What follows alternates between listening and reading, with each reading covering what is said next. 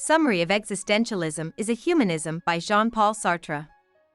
Sartre's talk Existentialism is a humanism tries to do two things. First, it tries to give a clear, if incomplete, introduction to his existentialist philosophy. Second, it tries to answer some of the harsh criticism he got from other philosophers, the French public, and the French media. Sartre starts by briefly going over some of the main criticisms of his philosophy. These range from people who don't understand his philosophy making fun of existentialists to communists saying that existentialism doesn't do anything and focuses too much on the individual at the expense of others to Christians saying that existentialism is pessimistic and destroys all moral standards. Sartre says that instead, existentialism is a positive, action-based theory that focuses on moral responsibility and how people are connected to each other. Sartre then explains what existentialism is by saying that existence precedes essence.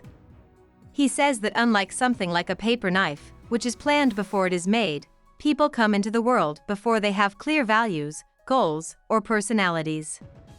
The paper knife's essence came before it existed, but a person's essence came before they existed. Subjectivity, or the freedom to define oneself through actions, is the result of this fact. Since there is no pre-existing human character, goal for human life, or divine command to act in certain ways, man is nothing other than what he makes of himself. A person is just the sum of all the things they do, but they can also think about what they will and should be in the future. In other words, a person's life is a project, in the noun sense, and people project a picture of themselves, in the verb sense, to figure out who they are. Sartre calls this general human situation the human condition.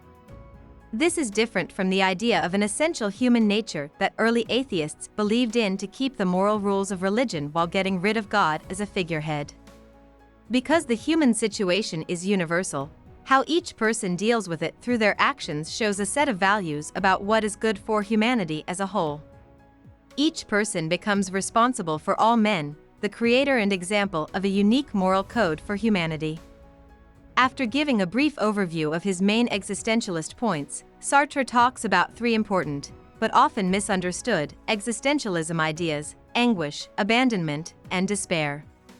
People have the freedom to choose their own values, but they also have to define themselves in some way. Anguish is the painful awareness of moral responsibility that comes with choice. Christians think that existentialism is painful and pessimistic because it is linked to anguish, but Sartre says that anguish is a constant part of all decisions. He says that people tend to convince themselves that they are not in control of their own actions so that they don't have to feel responsible for what they've chosen to do. Bad faith is a way to avoid moral duty. Sartre says that abandonment is the fact that people are condemned to be free. Because Sartre thinks it is no longer possible to believe in God in the modern world, people are left without a moral guide and have to answer for their choices. He talks about a student and a Jesuit he met in a jail camp to show that people are still responsible for their actions, even if they are influenced by their passions or signs from the outside world. Despair, which comes from the French word for no hope, means that people should think about their situations logically, based on what they know, instead of hoping that their actions will be repaid or that forces they can't see will make things better for them. Sartre goes back to the complaints that other people have made of existentialism and now answers them directly. First, he talks about the idea that philosophy keeps people stuck in their own minds. He says that recognizing one's own subjectivity is always the same as recognizing that there are other people with similar subjectivities who are also dealing with the human situation. Then, he replies to the claim that existentialism makes values pointless. He compares the human project to a work of art. Even though there is no set standard for what makes an artwork or a life good or bad, and if there were, artists and people would not be truly free, an artwork can still be valuable because it shows its own set of values and gives a different view of the world. In the same way, the existentialist person can talk about their values even though they are the ones who decide what those values are. Next, Sartre answers the Christian claim that existentialists can't judge other people's morals. He says that the right way to judge isn't by using one's own moral code, but by seeing the flaws in another's moral system, or recognizing bad faith. Most of the time, people act in bad faith when they say they have no choice but to follow a moral code that they have chosen. For Sartre, this is a denial of freedom, which he says is the basis of all ideals. He gives examples of two literary characters who have different views on sex, but he thinks they are morally the same because they both choose their paths because they want to be free. This is different from when people make the same choices because they feel they can't stop the passions or social expectations that lead them to make those choices. The last objection is that existentialist ideals need not be taken very seriously because they are up to each person. Sartre says that subjective value is actually the only value there is. He says that people's jobs, hobbies, and political causes, among other things, are very important to them because they chose them on their own. Sartre ends his talk by explaining how, counter to what most people think, existentialism is a form of humanism. He says that his humanism is different from that of people like the scientist Auguste Comte, who think that every person has value because of who they are. This doesn't make sense to Sartre, and he wonders where this value could come from. Since man is constantly in the making, people aren't born important, but they make value in their lives all the time. Sartre says that his existentialism is humanist because it doesn't look to God to explain the human situation.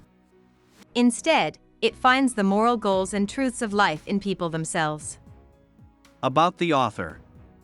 Jean-Paul Sartre was born in Paris and spent most of his time there. He went to the prestigious École Normale Supérieure to study philosophy until 1929.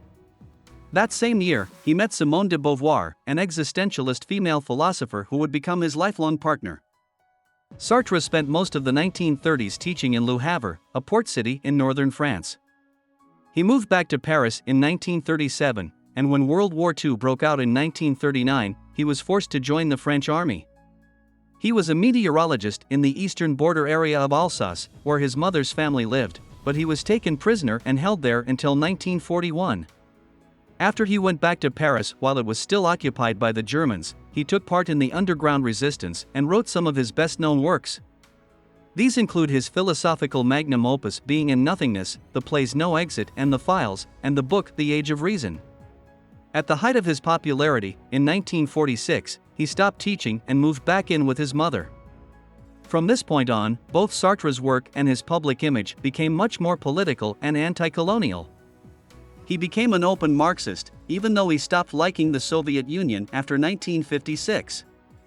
He spent much of the 1950s trying to combine his philosophy with Marxism in books like Search for a Method, 1957, and Critique of Dialectical Reason, 1960. During Algeria's War of Independence from France, Sartre openly backed the National Liberation Front and made friends with the famous psychiatrist and revolutionary Frantz Fanon. He was given the Nobel Prize in Literature in 1964, but he was the first person to turn it down. He said that the prize was biased against thinkers from outside of Western Europe and that a writer shouldn't let himself be turned into an institution. He spent most of the 1960s writing a huge biography of the French writer Gustave Flaubert, who lived in the 19th century. In 1971, he suddenly stopped writing to focus on political work, and he never finished the last book. Around the same time, Sartre's health started to get worse, which was made worse by the fact that he had spent his whole life chain-smoking and drinking a lot. By 1973, he was almost completely blind, and lung edema killed him in April 1980. Hope we summarized it fully and you liked it. Please hit the like button and subscribe to our channel so that we are motivated to create more videos.